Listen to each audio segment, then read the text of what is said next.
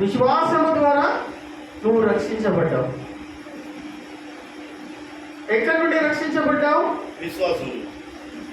విశ్వాసము ద్వారా రక్షించబడ్డావా బిడ్డ? నువ్వు రక్షించబడ్డావా అని పాత జమానాలో ఉంటున్నటువంటి క్రైస్తవులు అడిగేవాళ్ళు. రక్షించబడ్డవారు రక్షించబడ్డా. ఎక్కడి నుండి రక్షించబడ్డావు? ఎక్కడి నుండి రక్షించబడ్డావు అంటే ఏమని చెప్తారు? నిత్యం కాలుతున్న నరకాగ్ని నుండి నేను రక్షించబడ్డా. హల్లెలూయా, హల్లెలూయా. ఇది నిజమైన అర్థము. ప్రియమైన వారలారా, ఒక మంచి పని నువ్వు చేస్తే దానికి మంచి ప్రతిఫలం కలుగుతుందా లేదా? నువ్వు అదే చెడు పని, మనిషి అనగానే చెడుతనముతో నింపబడినటువంటి వ్యక్తి అని అర్థం చేసుకోవచ్చు. మనిషి అనగానే అంటే దేవుడు మనిషిని ఆ విధంగా తయారు చేయలేదు. స్టార్టింగ్లో మన చివరి ఊపిరి వరకు, మన మట్టిలో కలిసిపోయేంత వరకు తప్పులు, పాపాలు, అక్రమాలు చేసుకుంటూనే ఉంటాం. మనం క్రీస్తు రక్తంలో కడగబడి రక్షణ పొందినా కానీ కూడా ఎప్పుడు మనం అటువంటి తప్పులు పని చేయకుండా, అక్రమాలలో పడిపోకుండా, అవిధేయులుగా ఉండకుండా ఎప్పుడు మనము జాగ్రత్త పడతాము అంటే ఎప్పుడైతే మనము సంఘానికి అంటుకట్టబడి ఉంటామో, సంఘాన్ని సంఘం అనేది దేవుడు నాకు ఇచ్చిండు అనేది ఎప్పుడైతే నువ్వు గుర్తుపడతావో, హల్లెలూయా, అప్పుడు పర్ఫెక్షన్ లోనికి డే బై డే ప్రాసెస్. ఇది ఒక రోజుతో అయిపోయే ప్రాసెస్ కాదు. ఇది నువ్వు నేను తండ్రి అయినటువంటి దేవునిలాగా పర్ఫెక్ట్గా కావాలి అని అంటే అది ఒక్క రోజులో అయ్యే భక్తి కాదు. అది వాక్యమే చెప్తుంది, మనం అర్థమయ్యే భాషలో చెప్తున్నా. ఒక వారం రోజులలో అయ్యే పని కాదు. అది ఒక నెల రోజులలో అయ్యే పని కాదు. క్రమము తప్పకుండా నువ్వు మందిరానికి వస్తూ ఉన్నప్పుడల్లా నువ్వు సరిచేయబడుతున్నావు. క్రీస్తు రక్తము ద్వారా కడగబడుతున్నావు. నీ సహోదరులతో కలిసి సహవాసం చేయుటయే క్రీస్తు రక్తము ద్వారా కడగబడుతున్నామని నీకు తెలియకనే. హల్లెలూయా. నీ సహోదరులు అంటే ఎవరు? సహవాసం అంటే ఎవరు? ఇదే. వీళ్ళతో సహవాసం చేయడం వలన ఇది ఎవరు పెట్టినాడు? సహవాసం చేయమని ఎవరు చెప్పినారు? దేవుడు తన నియమాలలో నియమించుకొని ఉన్నారు. ఇలా చేయడం వలన నీకు తెలియకుండానే నువ్వు తెలిసి తెలియక చేసినటువంటి అపరాధములను, పాపములను, అక్రమాలను కడగబడుతున్నావని క్రీస్తు రక్తం ద్వారా కడగబడుతున్నావంట. హల్లెలూయా. దేవుని బిడ్డలతో సహవాసం చేయడం వలన నీకు తెలియకుండానే క్రీస్తు రక్తం ద్వారా కడగబడుతున్నాము. ఇట్లా మనం పర్ఫెక్షన్లోనికి, పరిపూర్ణతలోనికి వెళ్తాము. నేను ఇందాక చెప్పినట్టుగా సంఘాన్ని నిర్లక్ష్యం చేసి మనము మన సొంత తెలివితేటలతోటి ఎంత బయట ప్రయాసపడినా ఎక్కడో ఒక చోట తప్పు చేయకుండా మానము.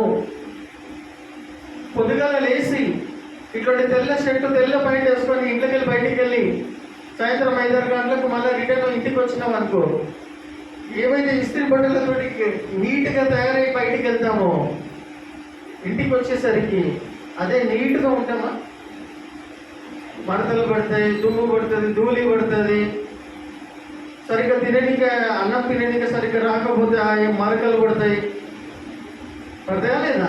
చాయ్ తాగడానికి కూడా సరిగ్గా రాకపోతే,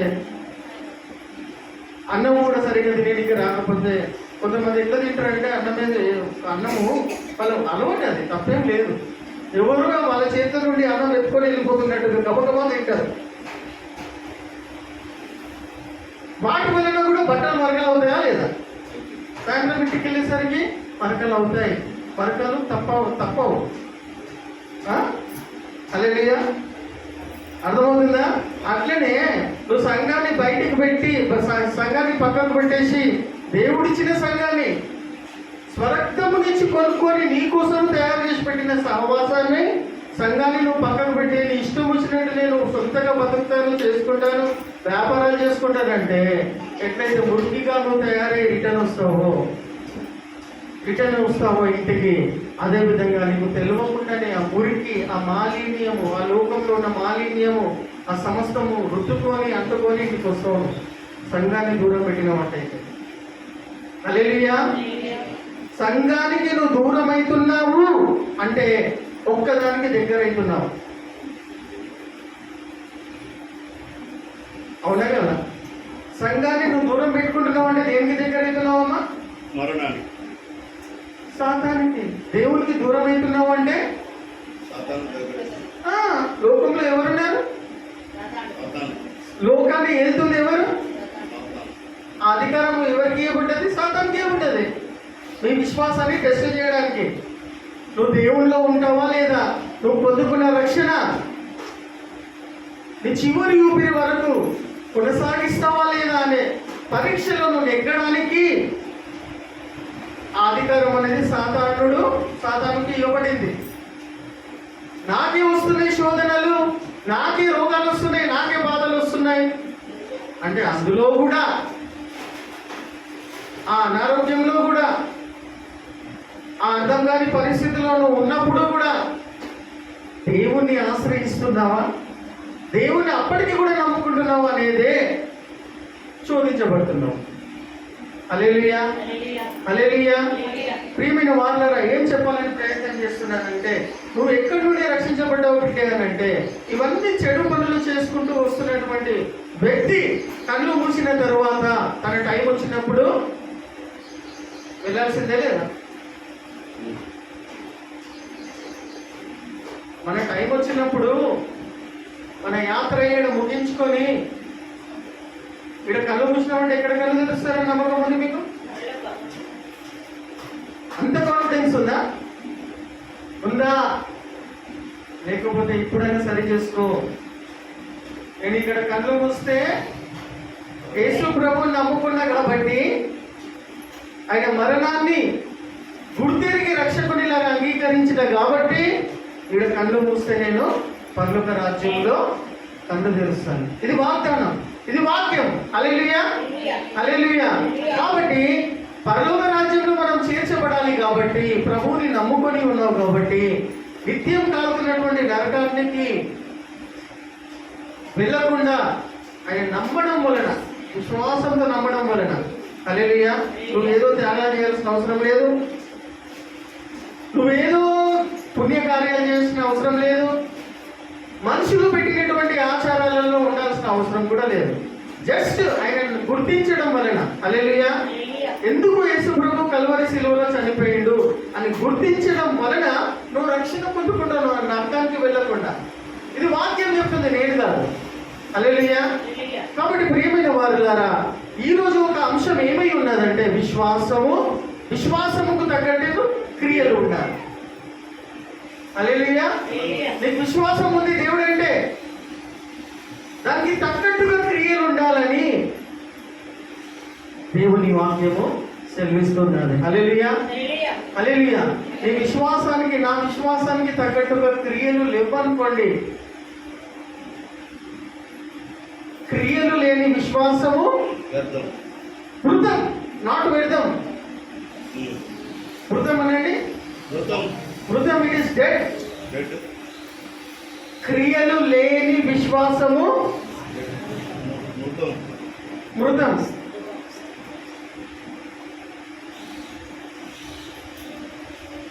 డెడ్ బాడీకి, మరణించినటువంటి డెడ్ బాడీకి నువ్వు ఎంత మేకప్ చేస్తే ఏం లోపమమ్మా?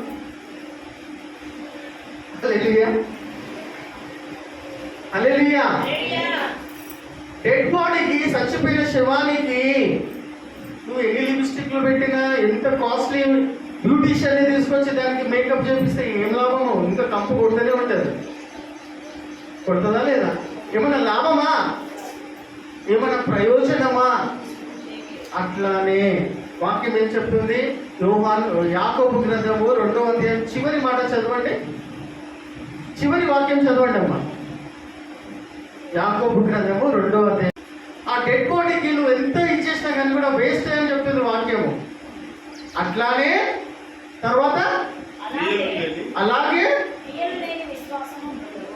నీ క్రియలు సరిగ్గా లేకపోతే నీకు ఎంత విశ్వాసం ఉన్నా నువ్వు డెడ్ బాడీతో సమానం. నీకు ఎంతో మేకప్ చేసుకొని వచ్చినా పర్వాలేదు, ఎంతో ఇస్త్రీ బట్టలు వేసుకున్నా వేస్తే. నువ్వు మనుషులకు కనిపించడానికి నీటుగా ఉండొద్దని చెప్తలేను నేను. దేవుని దృష్టిలో అంత మృతము అని అంటున్నాడు. అర్థమవుతుందా? మంచిగా తయారు కావాలా, నేనే చెప్తున్నా. ఉన్న బట్టలే మంచిగా ఇస్త్రీ చేసుకొని మంచిగా నీట్గా తయారై రావాలా, ఉండాలా. కానీ నీ క్రియలు బాగలేవు అనుకో, నీకు ఎంతో మేకప్ చేసినా డెడ్ బాడీతో సమానం అని అంటారు. ఎంత తయారైనా వేస్ట్ అంటారు. ప్రియమైన వాళ్ళరా, దేవుని వాక్యాన్ని కరెక్ట్గా అర్థం చేసుకోవాలా. అర్థం చేసుకుంటే జీవితాన్ని సరి చేసుకుంటాం మనం. జీవితాన్ని సరి చేసుకుంటే నువ్వు లాభం చేకూర్చబెడతావు, నీకు లాభం అది. కొన్ని గుచ్చినట్టుంటే నా మాటలు, నా మాటలుగా దేవుని మాటలు. ఇందాక నేను చెప్పినట్టుగా యేసు ప్రభుల వారు పరిసయ్యులను సదుకేయులను హెచ్చరించేవాడు, దూషించేవాడు కాదు కానీ సరిచేసేవాడు, కోపం చేసేవాడు, తిట్టేవాడు, ఉతికారేసేవాడు. యూదులనే అందులో కొంతమంది సరి చేసుకునేటువంటి వాళ్ళు ఆయనను వెంబడించినారు. మమ్మల్ని ఇంత పెద్ద మాట అంటావా? మమ్మల్ని సున్నం కొట్టిన సమాధులు అంటావా? మా బైబిల్ తెలిసినటువంటి నాలెడ్జ్ ఉన్నటువంటి మమ్మల్ని పట్టుకొని నువ్వు వేషధారులారా, సమాజానికి ఇంత సేవ చేస్తున్నటువంటి మమ్మల్ని పట్టుకొని వేషధారులారా అంటావా అని కొంతమంది యేసు ప్రభువుని సిలువ వేసిన వాళ్ళు కూడా ఉన్నారు. ఆయన మాటలను విని తన జీవితాన్ని సరి చేసుకొని ఈయనే నిజమైన లోక రక్షకుడు అని, ఈయనే నిజమైన సృష్టికర్త అని గుర్తెరిగి ఆయనను వెంబడించే వాళ్ళు చాలా మంది ఉన్నారు. హల్లెలూయా, హల్లెలూయా, హల్లెలూయా. ప్రియమైన వారులారా, యేసు ప్రభుల మాటలు ఆ విధంగా ఉంటాయి. పాత నిబంధనలో ఉన్నటువంటి నియమాలన్నా ఆజ్ఞలన్నా పాటించవచ్చు మనం. కానీ కొత్త నిబంధనలో యేసు ప్రభు చెప్పిన మాటలు పాటించడము కష్టం. కానీ ఆయన నమ్ముకుంటే, సంఘంతో అంటుకట్టబడి ఉంటే ఆయన మాటలు పాటించడము సులువు. హల్లెలూయా. నా కాడి సులువైనది, తేలికై ఉన్నది. హల్లెలూయా. నువ్వు చెయ్యాలని కోరుతూ ఉన్నాడు. విశ్వాసం ఉంది, విశ్వాసముకు తగ్గట్టు నీ క్రియలు ఉండాలని ఆశిస్తూ ఉన్నాడు. ప్రియమైన వాళ్ళరా, నీకు సొంతగా ఎన్ని తెలివితేటలున్నా, ఎంత జ్ఞానం ఉన్నా, ఎన్ని అందచందాలున్నా, ఎంత పలుకుబడి ఉన్నా, ఎంత పెద్ద బిజినెస్ మ్యాన్ ఆర్ ఎంత పెద్ద బిజినెస్ విమెన్ అయినా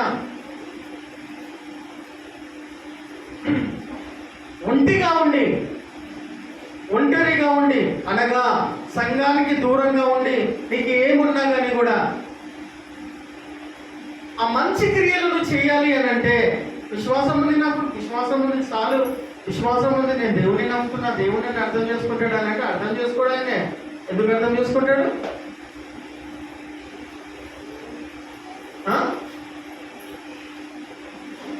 సంఘానికి దూరంగా ఉండి నువ్వు ఏమి చేయలేవని పదే పదే చెప్తూ ఉన్నాను. ఒంటరిగా ఉండి సంఘానికి దూరంగా ఉండి నువ్వు ఏమి చేయాలనుకున్నా నీకు తృప్తి ఉండదు, ఆ పనిలో సంతోషం ఉండదు, సమాధానం ఉండదు.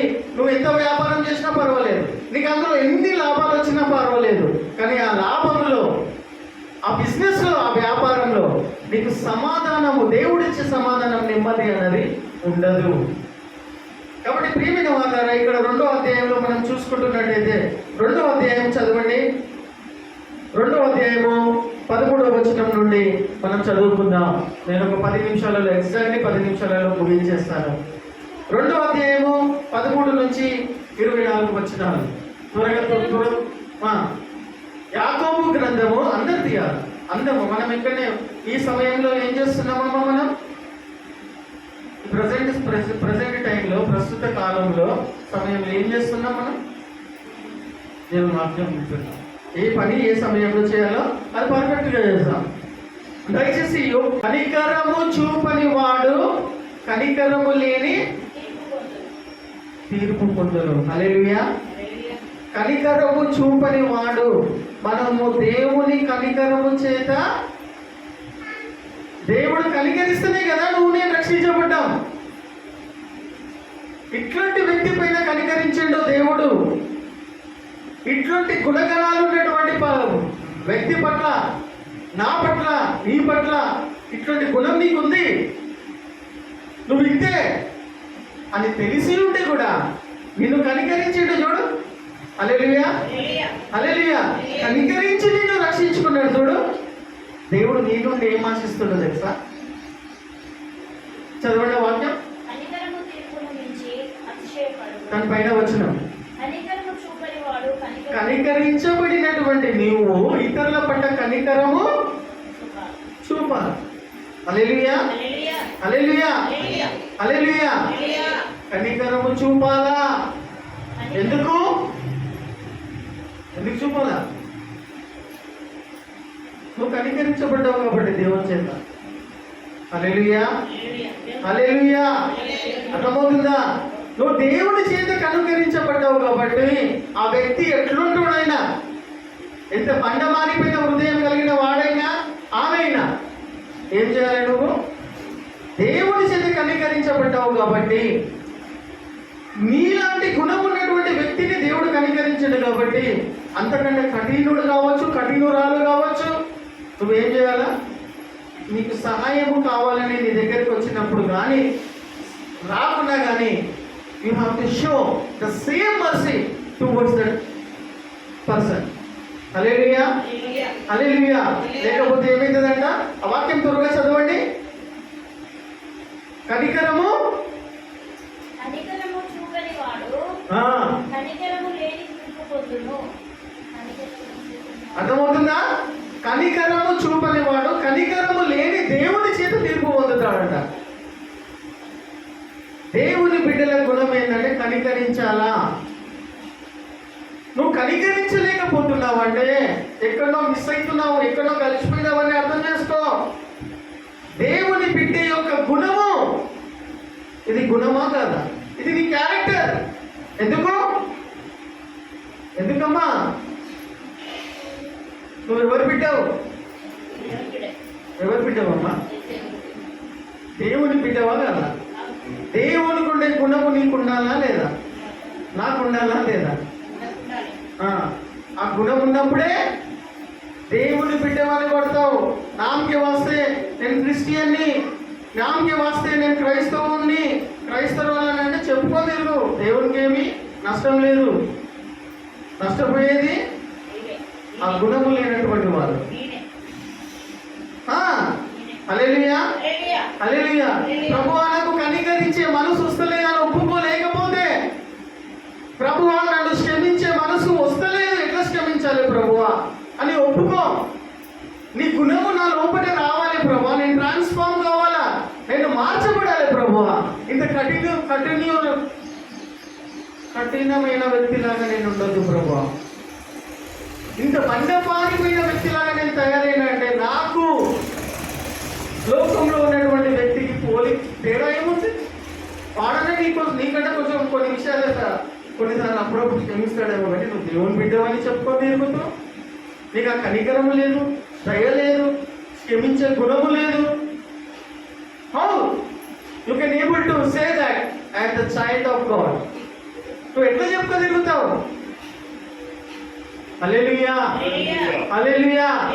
నువ్వు దేవుని బిడ్డవైతే, నేను దేవుని బిడ్డనైతే కనికరం అనేది మన మనసులో పుట్టుకు రావాలి. ఇప్పటికైనా దేవుని వాక్యం విన్న తర్వాత. హల్లెలూయా, హల్లెలూయా. ఎందుకు?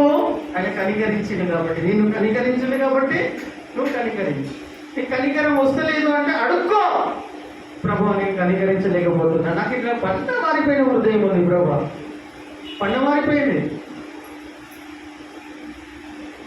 ప్రియమైన వాళ్ళ బండ మారిపోయిన హృదయము ఎప్పుడు ఫెయిల్ అవుతుందో తెలియదు. బండ మారిపోయిన హృదయం అంటే అర్థమైంది, హృదయము భారంగా ఉంది అని అంటారు కదా, గుండె నిండిపోయింది. దేంతో నింపుకున్నాము మనం? నీకే తెలుసు.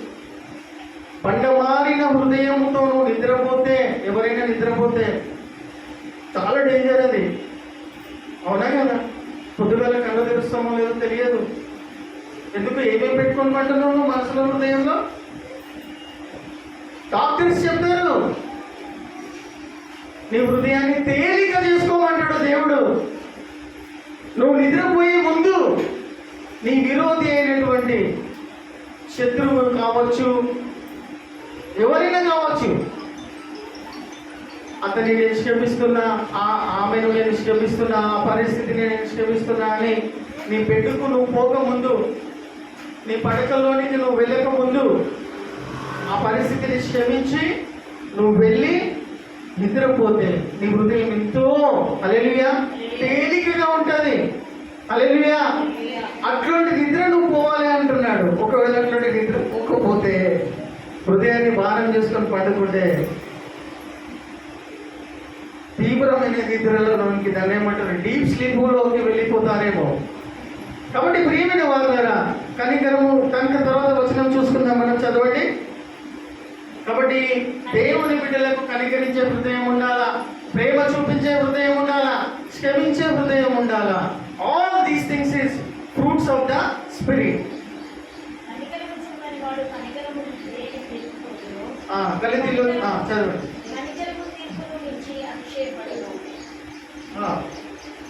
ఇది వచ్చిన చదవండి. నా సహోదరులారా, క్రియలు లేనప్పుడు ఎవడైనను జాగ్రత్తగా, నేను 5 నిమిషాలలో ముగించేస్తున్నా, జాగ్రత్తగా మనం విందాం. దేవుని వాక్యం శ్రద్ధగా విందాం. చదవండి మరొకసారి. మనందరికీ చెప్తూ ఉన్నాడు. హల్లెలూయా. నా సహోదరులారా, క్రియలు లేనప్పుడు, క్రియలు లేనప్పుడు, నీ క్రియలు, నీ పనులు లేనప్పుడు, సరిగ్గా లేనప్పుడు, ఎవడైనాను, నువ్వు ఎవరైనా సరే నాకు విశ్వాసము కలదని చెప్పిన ఎడలా నీకు ఏమి ప్రయోజనం? క్వశ్చన్ మార్క్ ఉంటుంది ఆడ వాక్యం పక్కకు. ఇది దేవుడికి లాభం కలిగినటువంటి విషయం కాదు. నీకు ఏం ప్రయోజనం అంటున్నాడు? నీ సొంతగా నీకు ప్రయోజనం కలగాలి అంటే ఏమంటున్నాడు? నీకు ఏం లాభం అమ్మా అంటున్నాడు. నీకు విశ్వాసం ఉన్నది, విశ్వాసముకు తగ్గట్టు క్రియలు సరిగ్గా లేకపోతే ఆ విశ్వాసము వలన నీకేంటి లాభము? నష్టపోతున్నామా లేదా? ఫర్ ఎగ్జాంపుల్, ఇంకా మంచిగా చెప్పాలంటే 10th క్లాస్ చదువుతున్నావు అనుకో, నువ్వు ఉదాహరణకు అంటున్నా, 10th క్లాస్ ఎగ్జామ్స్లో రాయాలి అని అంటే నువ్వు ఏం చేయాలన్నా? విశ్వాసం ఉంది, దేవుడు అంటే విశ్వాసం ఉంది నీకు. నువ్వేం చేయాలా? ఆ ఎగ్జామ్స్ పాస్ కావాలంటే నువ్వేం చేయాలా? ఎగ్జామ్ హాల్కి వెళ్ళి ఆ పేపర్ మీద, ఆన్సర్ షీట్ మీద ఒక సిలువ గుర్తు పెట్టి, నమ్ముతున్నా ప్రభు, అంటే నేను నమ్ముతున్నా, గొప్ప విశ్వాసం నాకు ఉంది ప్రభు, గొప్ప విశ్వాసం కలిగించు ప్రభు, ఈ ప్రశ్న వచ్చింది, సిలువ గుర్తు పెట్టి ఆమెన్ అనగానే ఆన్సర్ వచ్చేస్తుందా? ఎస్ ప్రభు వచ్చి రాస్తాడా అని చేయబట్టి? ఎందుకు? విశ్వాసం ఉంది కదా. దానికి తగ్గట్టు నువ్వు సిద్ధపడాలి. హల్లెలూయా, హల్లెలూయా. ఇక్కడ ఏం ఆశిస్తున్నాడు దేవుడు నీ నుండి? ఏం ఆశిస్తున్నాడు? నువ్వు సిద్ధపడి నేర్చుకొని ఎగ్జామ్ హాల్కు వెళ్ళి చిన్న ప్రార్థన చేసుకుంటే చాలు. గొప్ప విశ్వాసం ఆ టైంలో చూపించాల్సిన అవసరం లేదు. నువ్వు ఎంత గొప్ప విశ్వాసం చూపించినా ఆన్సర్ అక్కడ వచ్చేస్తుందా? వస్తుందా? ఎంత గొప్ప విశ్వాసం చూపించినా అక్కడ నువ్వు ఏమైనా రాయగలుగుతావా? కాబట్టి ఉదాహరణకు చెప్తున్నా, అదే విధముగా నీ పరిస్థితిని బట్టి, ఇప్పుడు ఏదైతే పరిస్థితిని బట్టి నువ్వు ఉన్నావో, ఇక్కడ నాకు దేవుడి నుండి ఇది కావాలని కోరుకొనుచున్నావు విశ్వాసము ద్వారా, నా దేవుడు చూసుకుంటాడులే అంటే సరిపోదు. ఆ పరిస్థితికి తగ్గట్టుగా నువ్వు పనులు చేసుకుంటూ ఉండాలి. నీ క్రియలు కనిపించాలా? హల్లెలూయా, హల్లెలూయా. ఆ క్రియలు నీకు తగ్గట్టుగా నువ్వు చెయ్యాలా? లేకపోతే ఒంటిగా నువ్వు కానీ నేను కానీ ఎంత పరిశుద్ధుడు అనిపించుకున్నా కానీ కూడా ఎంత గొప్ప వ్యక్తి అయినా